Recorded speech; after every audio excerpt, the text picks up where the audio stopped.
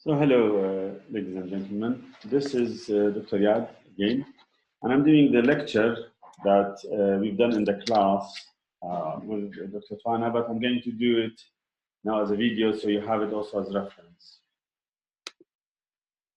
So today's lecture is about the submandibular region. Now let's look at the boundaries. First of all, we need to know where it is exactly. So where is the submandibular region? And the lower border is the lower border of the mandible and the mylohyoid. The top one, the superior part, is where the mylohyoid muscle is and the line. So just think about the mandible and the mylohyoid, and that's the upper part of it. Inferiorly, it's the hyoid bone. So it's the space between the hyoid bone and the mylohyoid muscle or the mandible. Anteriorly and posteriorly are the two bellies of the digastric. So you've got the digastric like that, anterior, posterior. Mandible is here with the mylohyoid, and the hyoid bone is here, right? So that's the submandibular area. And this is where it is, okay?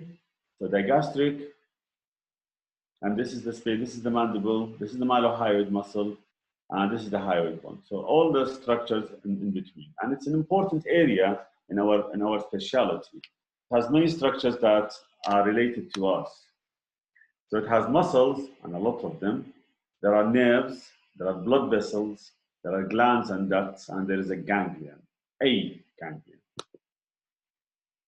So there are multiple planes here. Let's start with the digastric and the stylohyoid. Now the stylohyoid, we already know the digastric with the two bellies. Now let's look at the stylohyoid. Stylohyoid, as the name says, from the styloid bone to the hyoid, right? So it comes from the styloid process of temporalis bone, goes to the hyoid bone. The innervation is the facial nerve, and what it does, think about it, the skull is here and it's fixed here. So when it pulls, this is kind of like it's one muscle then, it's not digastric, it's one muscle. When it pulls the hyoid bone upwards and backwards. Because the styloid is posterior, so it pulls it backwards and upwards. That's the function of this muscle.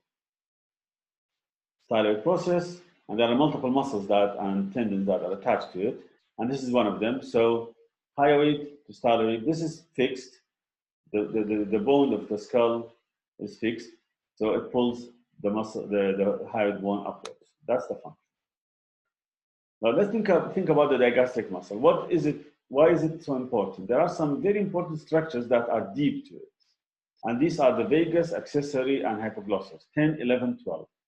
In addition to that, there is the internal jugular vein, external and internal carotid arteries. So the carotid arteries and the internal jugular vein. These are large structures. Let's look at this here. This is the digastric muscle, right? Posterior belly. And you've got all these important structures just behind it. And so you need to know that. So 9, 10, 11, 10, 11, and 12, right? Internal jugular and the carotid. And this is all within the carotid sheath. So why is it as important?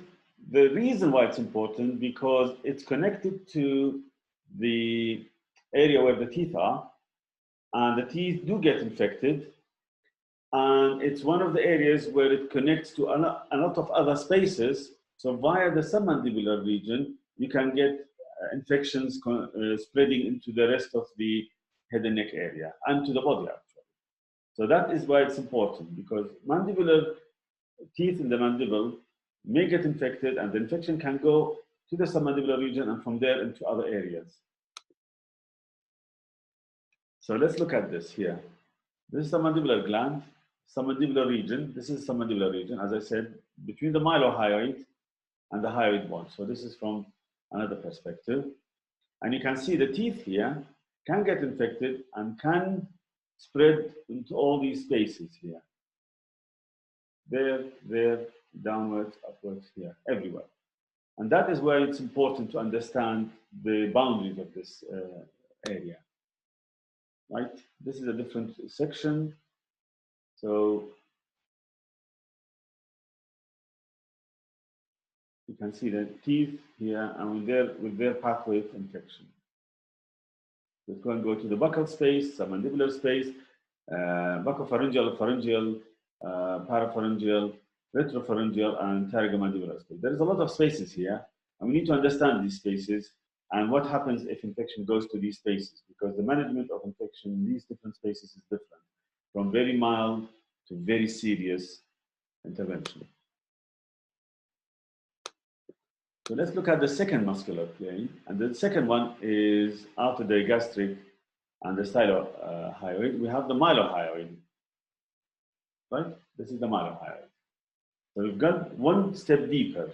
So look at it from outside, and it's going deeper. And you've got the mylohyoid, right? The gastric here, and then the mylohyoid. Okay. Then you've got deeper beyond the mylohyoid, and then you go to the geniohyoid and the hyoglossal. Geniohyoid is from the mandible to the hyoid. And it's a straight muscle, so you can see it from the side. And I'll show you an image now. There, geniohyoid. Okay. Hyoglossal is a different muscle, and it's from the hyoid to the tongue. So the origin is the hyoid here, and it goes and inserts into the tongue. And it's one of the external tongue muscles. Innervation of all tongue muscles is nerve number 12, which is the hypoglossal. And what does it do? Let's look at this here. This is the hyoglossal muscle. Where is it? Right? So it pulls back the tongue and depresses the side of the tongue. So it moves the tongue. If it's bilateral, it pulls back the tongue. So it pulls it back to the inside. Trying to find, here we are, hyoglossal. This is it. From the tongue, from the hyoid to the tongue. And if you think about the tongue, it will pull the tongue downwards. The traction of the tongue pulls it into the floor of the mouth. Then we've got also the styloglossal. You remember I said that there are a few muscles from the styloid process. One of them is the stylohyoid, first plane. Third plane is styloglossus. Styloglossus, from the styloid process to the tongue. Also external, also nerve number 12. And again, it retracts the tongue backwards. But this one is upwards. So it's against the genioglossus. Genioglossus is here, downwards. Hyoglossus downwards. Styloglossus is this here. So when it pulls backwards.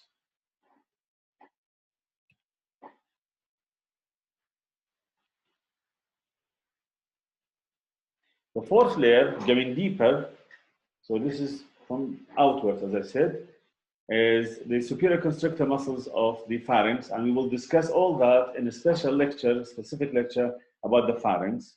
Not important now. And then you've got the genioglossus. So let's recap. Hyoglossus, geniohyoid, styloglossus, and genioglossus. Genioglossus from the mandible to the tongue. Again, one of the external muscles of the tongue. It's an area just here in the mandible superior to the. So you've got the digastric attaching at the lowest. Then you've got the geniohyoid, and then you've got the genioglossus on top of it, and it's a wide muscle. There it goes, wide muscle. Here we are, genioglossus. The geniohyoid is a smaller one. Mylohyoid is very thin, and the genioglossus is a large external one, and this is the hyoglossus. Styloglossus. So it has the upper fibers, middle fibers, and lower fibers. And the insertion is, so all of it comes from the mandible, and then you've got the upper fibers are in the tongue here. The middle fibers are into the pharynx. Here, there's the pharynx here.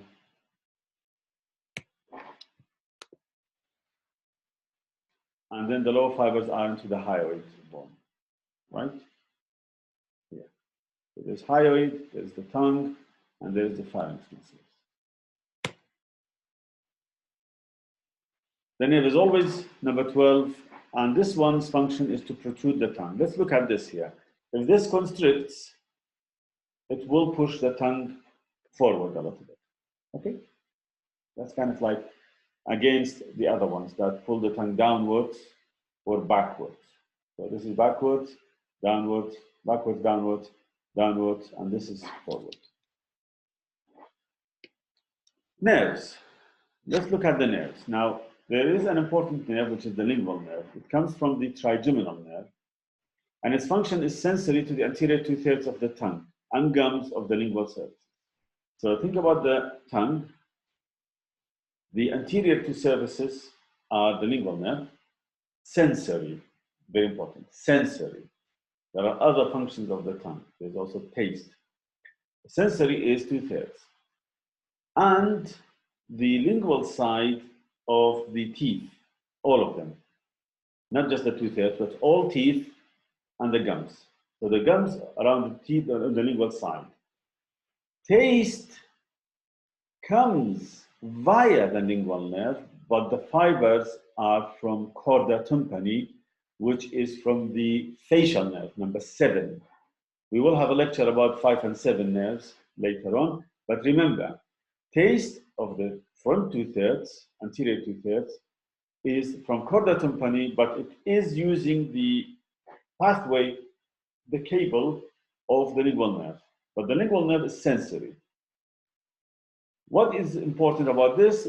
It's very close to the wisdom teeth lingually, and it's very important to be aware of it when you remove wisdom teeth. Also, when you have an operation to treat the submandibular gland and remove the submandibular gland, this nerve is attached and kind of like goes around the duct of the gland, and we'll discuss it in a minute. So these are the important bits about this nerve. And here we go. Where's the lingual nerve here? All right.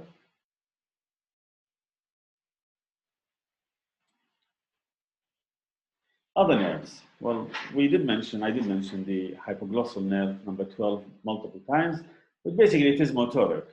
All the tongues, if there is a gloss in the muscle, it's usually innervated by a hypoglossal nerve. Now you've got also the nerve 9, which is the glossopharyngeal one. And what is this? This is sensory and taste. Be aware. This is sensory and taste of the posterior third of the tongue. So the glossopharyngeal nerve does both on the tongue. Anterior 2/3 is lingual for sensory, chorda tympani is for taste, chorda tympani is in the same cable as the lingual nerve, but the original ganglion comes from, or the original fibers come from the facial nerve.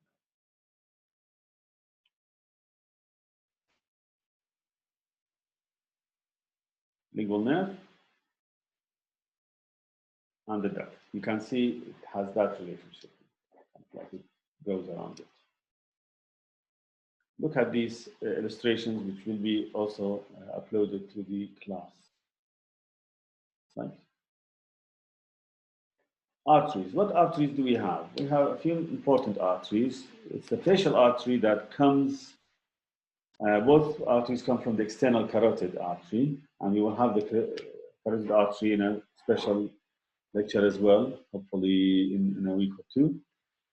And you've got the facial artery with its other branch, which is the submental one. So facial artery is around here. Lingual artery is another artery which becomes the sublingual artery and goes into the tongue.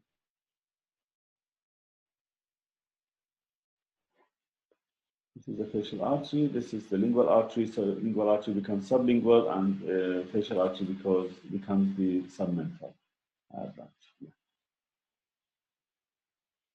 These are nice diagrams and illustrations. These are all from the book you already have. Glands. What are glands? Glands are structures that produce saliva. Different types of saliva, but saliva. Submandibular area has the submandibular gland, and it has two parts, superficial and deep.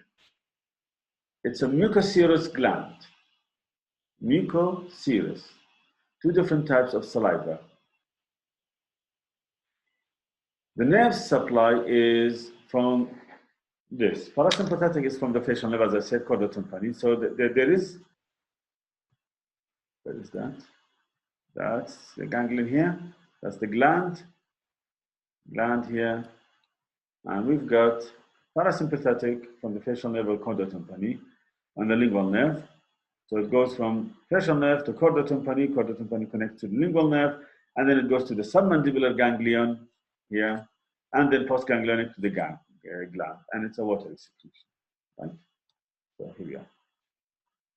Okay, so the nerve comes as chordae tympani, goes into the lingual nerve, into the ganglion, post ganglionic, and then it goes to the gland.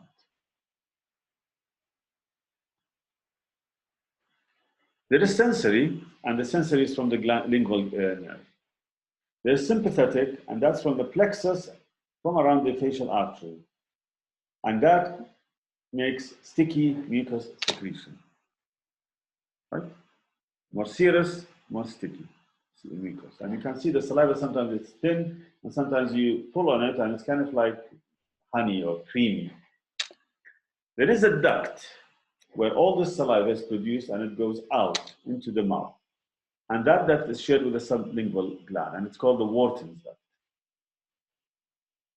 And that's the one that is crossed by the lingual nerve. And it goes under the tongue, and just behind the lower central lateral incisors, there's the sublingual papilla, and that is where the saliva comes out. And that's kind of like the exit of the duct.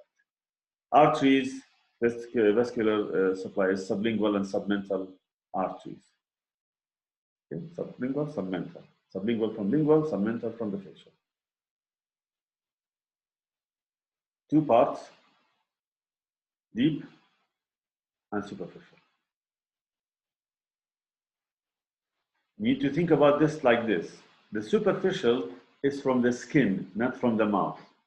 Right? We're coming out from here. So this is the superficial, and the deep goes behind and around the mylohyoid muscle and goes into the floor of the mouth posteriorly. And the sublingual glands are also in the floor of the mouth.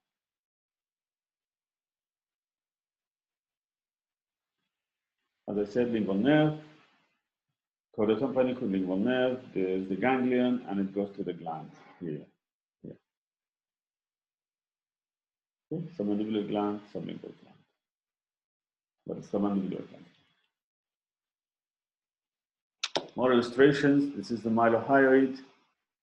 This is kind of like submandibular, and this is sublingual glands. The lingual gland is a gland, but it's a lot of small glands, actually.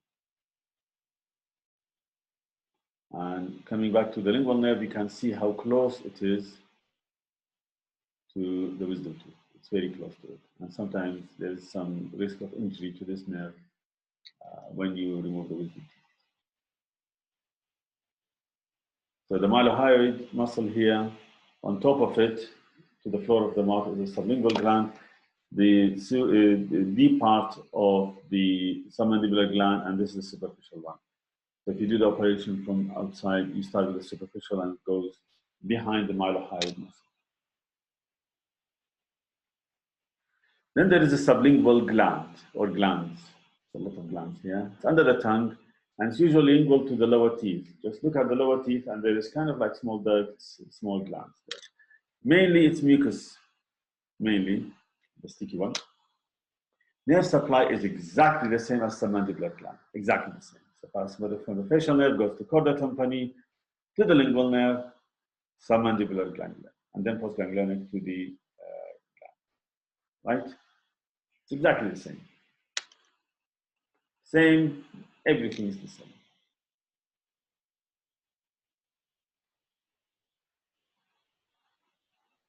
These are the small ducts that go into the Wharton's duct and goes to the floor of the mouth. Anterior, posterior, remember. And goes here behind lingual to the lower incisors and canines. You can find the orifice of the duct very clearly. And as I said, we have this ganglion, and this ganglion is the one that controls saliva. secretion, etc. It's parasympathetic. It's called the submandibular ganglion. You have 4 important ganglions in the head and neck area, let's say in our area. It's a relay station, and it's a secretomotoric fibers to the glands. It gives secretomotoric fibers to the glands. It's connected to the lingual nerve, but the functions come from the caudal tympani. Very important. So this is the controller. This is just a cable.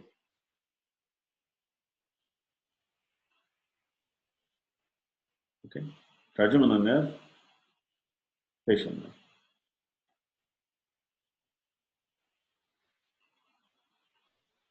That is caudal tympani. That comes here like that. You see that?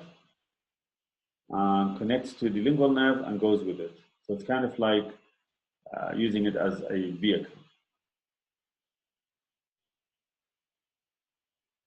From the brain, superior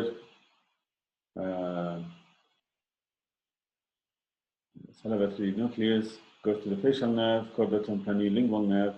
Then there is a relay in the ganglion, submandibular ganglion, the postganglionic fibers, and then the submandibular and sublingual gland. So there's the proganglionic fibers and postganglionic fibers, so preganglionic fibers.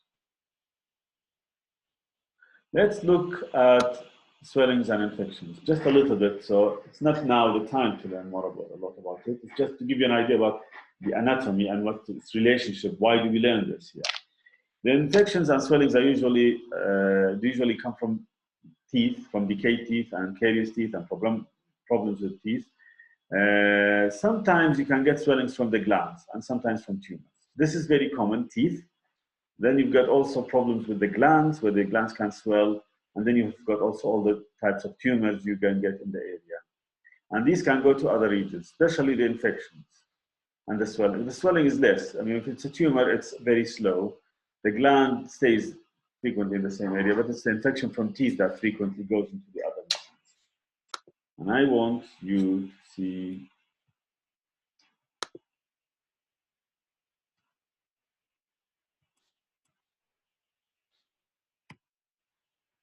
yes. And I did show you these illustrations where there is a lot that can go around other spaces. Here again, from wisdom teeth and other teeth can go to other places. So it's not always decayed teeth. And thank you for watching this. This was kind of like an overview because you've already done the lecture. And I'll see you soon.